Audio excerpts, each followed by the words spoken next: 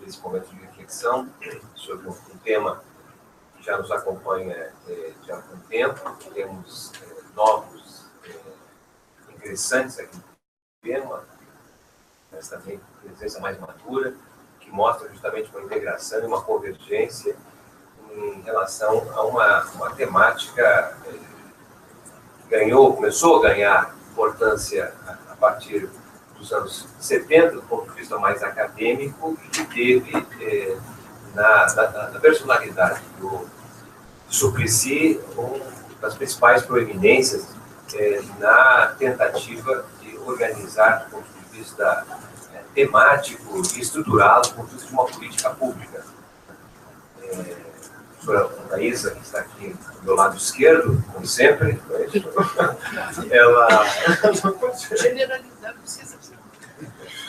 ela também é outra batalhadora, foi colegas de uma iniciativa muito interessante aqui na cidade de São Paulo, no início desse século, justamente dentro da perspectiva inicial da renda mínima, das dificuldades que o Brasil tinha naquele momento, desconhecimento metodológico, do ponto de vista de transformar uma política em grande escala. Me lembro que a gente debatia naquela oportunidade ainda de como deixar de plantar trigo em vaso, né, para plantar em grande escala, na perspectiva de Lenin, que chamava a atenção de plantar trigo em vaso sempre é relativamente mais fácil, porque você coloca alguns grãos, aí você molha, coloca fertilizante, cuida bem e sempre dá ali uma boa demonstração de produtividade de algo produzido dentro de um vaso. Porque eram poucas experiências do Brasil, até o final dos anos 90, nessa perspectiva, experiências exitosas, mas, em geral, experiências contidas em algumas instituições, jamais tido abrangência, como passou a ter a partir dos anos 2000, né, que colocou o Brasil hoje numa perspectiva inédita de enfrentar o problema da pobreza nos segmentos mais pauperizados. Hoje, evidentemente, estamos sofrendo um revés, infelizmente. E o senador, à época, foi um parceiro inegável nessa experiência tentada aqui no município de São Paulo. A professora Maria Zanira, que nos acompanha, também é outra personalidade importante desse tema, não apenas na formação de quadros, de estudiosos, de pesquisas, que permitam justamente qualificar melhor o debate, mas aprender com as experiências, diferentes experiências. Ela tem sido inegavelmente combativa do ponto de vista da sua posição em termos às possibilidades de um programa dessa iniciativa superior ao que nós temos tido até o presente momento, não obstante as dificuldades e, de certa maneira, os problemas que o Brasil vem vivendo nesse sentido. O professor Ladislau, que está aqui à minha direita, só momentaneamente, mais à esquerda do público, outra grande referência. Fico sempre muito feliz de poder participar com ele, porque, ademais de ser uma pessoa extremamente agradável, é alguém comprometido com o Brasil, alguém entusiasmado, um grande entusiasmo à perspectiva do Brasil, e o seu envolvimento desde a formação de quadros como professor, como investigador, um companheiro engajado realmente nas causas brasileiras. Então, certamente a sua colaboração será importante. Tem como o professor Lessa também, que tem sido outro notório estudioso e envolvido com esse tema. Então, agora nós temos aqui uma mesa qualificada, uma mesa que certamente dará uma contribuição importante nessa perspectiva que a Fundação Perseu Abramo tem de construir um notório estudioso. Né? Pois é. Você fala, repercute. Tudo bem, hein? Discutindo nos corredores aqui na Câmara Municipal. Muito bem. Então, apenas para chamar a atenção dessa iniciativa da Fundação de constituir um grupo que possa melhor tratar do tema, não é necessariamente um grupo de sábios, na perspectiva de que é um tema que deve ser tratado de forma distante da população, pelo contrário, é um espaço de elaboração, de análise, de reflexão, mas também de promoção de discussões e de diálogo com quem está na ponta, quem tem experiência convive justamente com as dificuldades. Então, eu acho que nessa perspectiva, Carlos Suplicy, a gente está dando um passo muito importante aqui, justamente na Câmara de Vereadores, sua personalidade, e eu diria assim, para a Fundação é uma excelente possibilidade da gente estar, na verdade, estruturando melhor esse tema. Esperamos ter a possibilidade de ter também um cronograma de atividades, um produto a ser estabelecido, nesse diálogo que hoje estamos vivendo no Brasil, um diálogo difícil, vamos dizer assim, mas certamente com perspectivas que nós não podemos abandoná-las. O Brasil já viveu momentos muito difíceis, do ponto de vista histórico. Nós já tivemos épocas mais graves do que a atual, se olharmos, por exemplo, a década de 1880, uma década que foi identificada, né, na transição para o capitalismo, quando a elite brasileira, né, identificou que os males do Brasil no final do século, os problemas brasileiros daquele momento, quando comparado com os Estados Unidos, que eram sempre vistos como um ponto de chegada para o Brasil, tanto é que a nossa Constituição de 1891, a construção do federalismo brasileiro, não deixa de ser uma cópia, mas uma referência inegável, né? Mas a elite, no final do século, na transição para o capitalismo, estabeleceu uma hipótese guardada de proporção muito parecida com a que a elite hoje está oferecendo para nós. Mas naquele momento, no final do século XIX, foi nos dito que o problema do Brasil era justamente a presença da miscigenação, a presença dos negros, que era que justamente isso implicava o atraso brasileiro. E a saída para o Brasil, no ingresso do capitalismo, com a abolição da escravatura, etc., era justamente a exclusão da população negra. O censo de 1872, ele identificou a presença de 2/3 da população, foram 10 milhões na época, constituída de não brancos, negros, cafuzos, mamelucos, índios. E o projeto da elite brasileira para a modernização, vamos dizer assim, para combater o atraso, foi justamente o processo de branqueamento que foi adotado no Brasil. Em 1940, o novo censo demográfico mostrou que a população já muito maior, mas 2/3 da população era constituída de não brancos.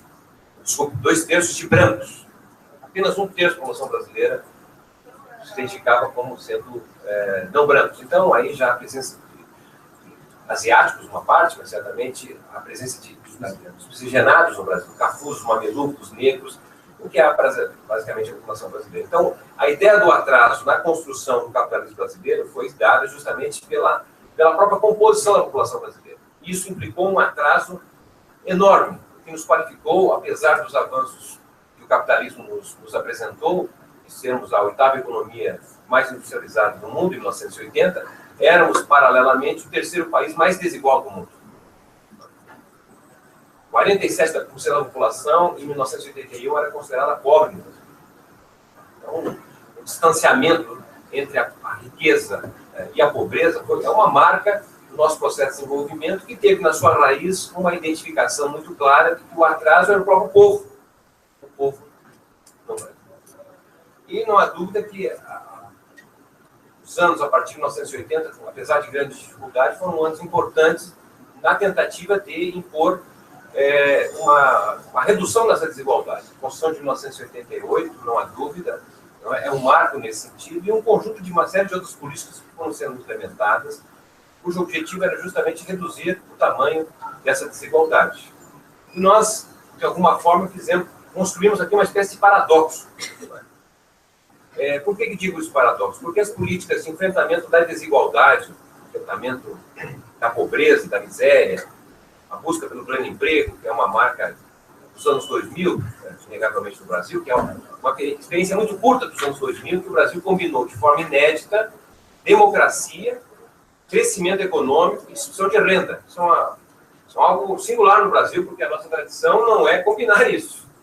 A gente tem crescimento econômico muito forte, como ocorreu, por exemplo, nas décadas de 60 e 70, foi um período de forte ditadura, sem democracia, não há pressão social, não há organização, portanto, não há distribuição de renda. Nos anos 80 e 90, nós retomamos a democracia, mas sem crescimento econômico, não havia o que distribuir. Portanto, nós avançamos na democracia nos anos 80 e 90, tivemos essa construção magnífica de 88, mas com baixo dinamismo econômico, nós praticamente tivemos um congelamento da estrutura social brasileira, com a desigualdade pelo índice de Gini acima de 0,6. Né? Sempre lembrando que o índice de Gini varia de 0 a 1, quanto mais próximo de 1, pior a desigualdade. Então, o que a gente observou? Observou que, na verdade, no período de auge, vamos pegar assim, entre 1945 e 80, né? O período de auge do capitalismo brasileiro cresceu 7,2% ao ano em média, a renda per capita cresceu 4,4%, ou seja, o Brasil era mais ou menos a China. Quem sendo a China? Rápido crescimento econômico. Não é? Mas o que aconteceu é que, nesse período, o fundo público constituído no Brasil permaneceu ao redor de 10% do PIB e praticamente foi montado para financiar a expansão material do capitalismo. Nos dias de hoje, que se debate, sei que não vai essa palavra debate, mas se impõe o tema da previdência, da reforma previdenciária, ou, na verdade, a mudança do regime de seguridade social no Brasil, se fala que ela é insustentável, etc. Nem vou entrar no mérito, mas o fato concreto é que nós tivemos um regime de previdência que vigorou entre 1923 e 1987, que é o regime bismarckiano, ou seja, de partilha simples, só é beneficiado quem contribui, certo? Implantado em 1923, vai até 1987, sofrendo várias modificações, mas o que interessa é que houve, na verdade, uma contribuição significativa dos trabalhadores que estão sendo incluídos nesse sistema, e numa etapa em que nós tivemos, na verdade, uma mudança demográfica fantástica, porque era crescente a participação dos mais jovens e diminuta a parcela das pessoas inativas, idosas. Isso significou dizer que esse fundo público gerado pelo sistema previdenciário foi sempre superavitário.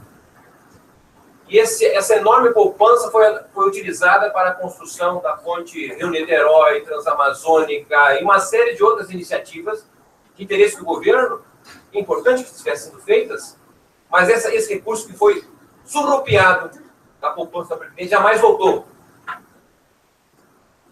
Então, é um período de auge do crescimento econômico, mas que os frutos desse crescimento econômico não foram compartidos. Né? E é justamente nos períodos de auge do crescimento capitalista que nós tivemos as experiências mais estimulantes, motivadoras do chamado estado de bem-estar social. O êxito do estado de bem-estar social, embora já existisse antes, mas o êxito é praticamente no chamado anos gloriosos do capitalismo, entre 45, 47 a 60. E eu já vou terminar, presidente. Só rápido, não vou... Sei que o senhor está com urgência. É que ela precisa sair às 11 horas, então estou pedindo para você dar uma pausa na sua exposição, para ela poder aqui ainda nos presentear com a sua mensagem, a sua fala. Então, só... Perdão, Márcio, mas para que possamos ter a... Plena concordância. Só um minuto, então, para me terminar vamos deixar aqui tudo no meio. Então, eu só queria terminar essa ideia do paradoxo do Brasil. Quer dizer, os países capitalistas que construíram o seu estado de bem-estar social foi justamente no período de auge do crescimento econômico, chamado anos gloriosos, de 45 aos anos 70. Pois o Brasil vai começar a construir o seu estado de bem-estar social no período dos anos 80 em diante, que é o período de baixo dinamismo da economia brasileira. De 1981 a 2016, o PIB, a produção brasileira, cresceu 2,1% ao ano, em média. E a renda per capita cresceu 0,6%. Ou seja, o país está estagnado ao longo desse tempo, embora tenha um período de alto crescimento. Mas é nesse momento que nós vamos notar que, de certa maneira, saímos de um gasto social que era equivalente a 3,5% do PIB em 85, vamos a um gasto social de 23% do PIB. Fizemos um esforço inegável desse ponto de vista, mas, lamentavelmente, isso está sendo perdido porque, pelas proposições do governo atual, nós vamos reduzir esse gasto de 23%, 24% do PIB para alguma coisa em torno de 17% do PIB. Vai ter um corte gigantesco. Então, estamos vivendo uma época de retrocesso do ponto de vista da política, mas não necessariamente é um momento de retrocesso do ponto de vista do movimento social. E eu acredito que a gente está num período de acúmulo de forças para poder, mais rapidamente possível, oferecer um caminho muito diferente do que nós temos hoje, porque a visão que a elite tem hoje é que o povo não cabe no orçamento. Quem é o povo? Praticamente comparável com o que foi do século XIX. Nós temos que construir a grande sociedade brasileira, em que todos cabem no orçamento. O Brasil tem base material para isso, obviamente precisa uma correlação de forças diferente do que nós temos hoje. Obrigado pela oportunidade, desculpe abusar do tempo, passamos de imediato então, professora. O Daís certamente será aqui mais esse quadro. Só quero anunciar a presença e agradecer muito do deputado Marcos Martins e também dos vereadores Rodrigo Paixão e Edson PC, ambos de Pinheiro. Bom dia, Eduardo, bom dia a todos. Bom dia aos companheiros de mesa, professor de Tiladeiras, Suplicy, a companheira Osanira, maranhense danada, que eu acho que é uma das do nosso